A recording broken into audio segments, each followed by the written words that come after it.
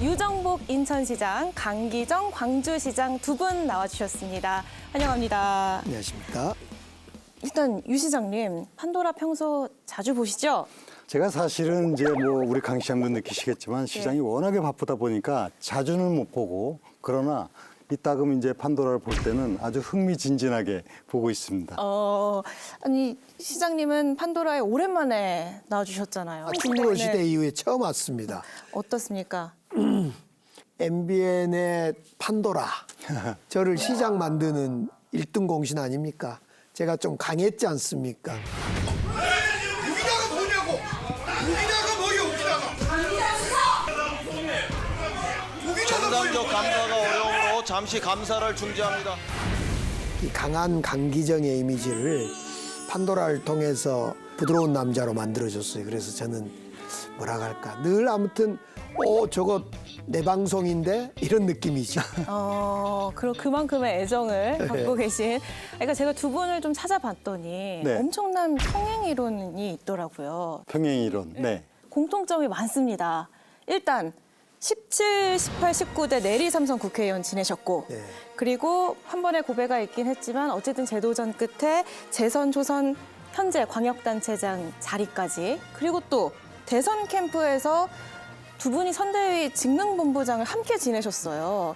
인연이 깊다고도 네. 할 수 있죠. 왜냐하면 국회의원을 이제 3번을 같이 했고 18대 대선 때 이제 양당의 가장 중요한 직위인 직능본부장을 하면서 이제 그렇게 인연이 되는데 정치인이 모르는 게 언제 어디 가서 만날지 모른다. 그래서 이번엔 또 같이 시장으로서 이렇게 만나서 일을 하고 있는 입장이 됐습니다. 그러니까요. 우리 네. 유정복 시장님은 제가 비교가 안 되죠. 우리가 보통 장관을 2번 하셨다 그러면 별을 2개 다 하신 거예요. 그런데 저는 장관 같은 거 안 해봤고 또 여러 행정에서라든가 정치에서 대선배가 해당되죠. 그래서 이 평행선이 같은 평행인데 높고 낮은 평행이에요, 이것이. 오늘 훈훈하지만 또 토론하실 때는 열띤 토론을 좀 부탁드리면서 네. 본격적으로 시작을 해보죠. 먼저 인천부터 가보겠습니다. 네. 일단 인천하면 최근에 좋은 소식이 있었어요. 인천이 재외공포청 유치를 계기로 더욱 활기찬 국제도시로 도약할 것입니다.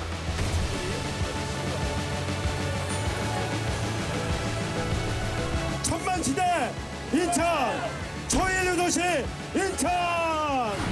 네, 재동포청이 금년도 처음으로 인천에서 개청이 됐습니다. 그 인천에서 개청하게 된 거는 여러 가지 요인이 있겠지만은 120년 전에 인천에서 하와이로 첫 이민을 가기 시작했습니다. 네. 그래서 지금 전 세계 193개국에 750만 재동포가 살고 있는데 이분들의 뭐 각종 업무편이나 권익신장뿐만이 아니라 앞으로 이 힘을 모아서 대한민국의 미래 발전을 위한 중요한 이제 말하자면 터전이 이 재동포청이 됐는데 이제 문제는 지금부터죠. 지금부터 이 문제를 정말 미래의 새로운 성장 동력으로 만들어가기 위한 노력과 또 우리의 각종 그 제도적인 정비가 뒤따라야 될 겁니다. 네, 인천이 세계로 뻗어나가고 있다면 광주는 최첨단 도시를 목표로 하고 있습니다.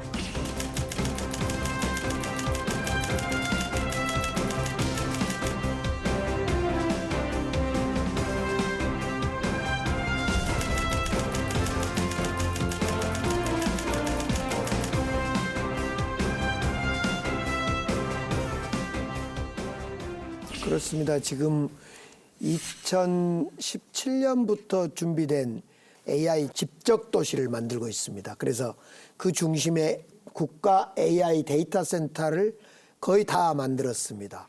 올 연말에 지금 11월 15일이면 AI 데이터 센터가 문을 열게 됩니다. 그러면 그때부터 지금 우리 광주의 목표는 한 1000여 개의 기업들이 그 AI 데이터 센터를 중심으로 기업의 여러 가지 프로젝트를 추진하는 대한민국의 명실상부한 AI 중심 도시의 하나의 거점이 되는 겁니다. 알겠습니다. 이렇게 두 분이 각 지역의 사업들을 소개를 해주셨는데요. 사실 두 분이 공통점이 하나가 더 있더라고요. 정치 혐오 현수막을 규제하는 개정안이 지난주에 국회 처리가 또 지연이 됐습니다. 그런데 이 법안 처리에 앞서서 지자체의 조례 개정으로 현수막 제한을 먼저 나섰던 시장님들이 두 분이십니다. 일단 시작이 인천이었잖아요.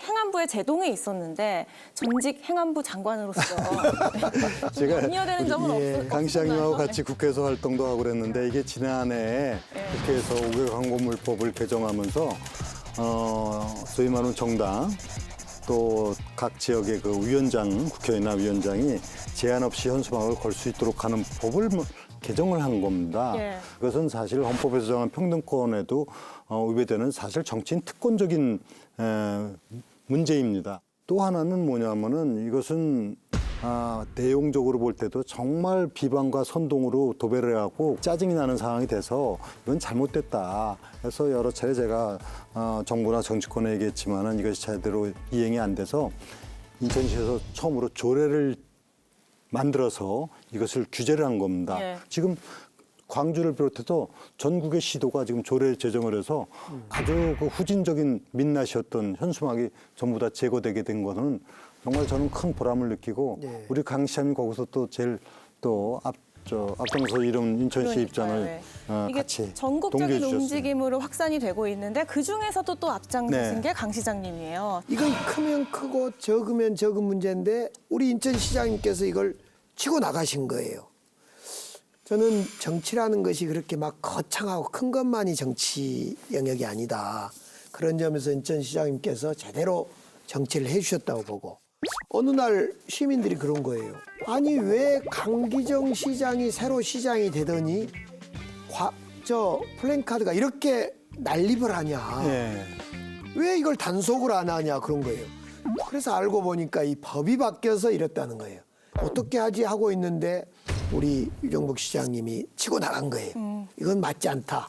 시민들의 안전도 위험하고 또 도시 미관도 문제가 있고 그래서 저도 곧바로 따라서 했던 거죠. 그래서 지금 광주에도 정말 거리가 깨끗했어요. 그런데 이제 우리 광주시에서 정당의 광고물 띄었다가 막 고소당하고 고발당한 일이 있었어요. 잘못 띄어서 법 해석을 잘못 알아서. 그런데 이제 조례를 제정해서 법적 근거를 가졌기 때문에 이제 지금은 이제는 그런 일이 문제가 없어졌습니다. 없고 이 정당 현수막을 정비한 거에 대해서 조사를 해보면 거의 90%가 찬성을 하고 있습니다. 그런데 한 가지는 고민스러운 건 좀 있더라고요. 이것이 표현의 자유 중에 하나인데 현수막이 표현을 하는데 가장 또 잘 다가오잖아요, 시민들한테. 그런 표현의 자유를 우리가 제약한 건 아닌가 이런 생각도 좀 들더라고요. 그래서 조례에 예. 완전히 뭐 개첨을 하지 못하도록 한 게 아니라 예. 지정 게시대 하도록 하고 인천시에서는 이 지정 게시대를 더 보완을 해갖고 설치를 해줬어요. 더 늘렸습니까? 그래서 예. 그 지정 게시대만 설치하는 거는 일반 국민하고 똑같은 차원에서 신청해서 하도록 했기 때문에 사실은 뭐 표현자를 근본적으로 막은 건 아닙니다. 예. 그래서 저희도 뭐 지정 게시대 늘리고 있고 그럽니다만은 이 지정 게시대는 잘 안 보이지 않습니까? 그러니까 이제 거기를 개첨을 안 하고 있는데 그래 제가 그런 이야기를 했어요.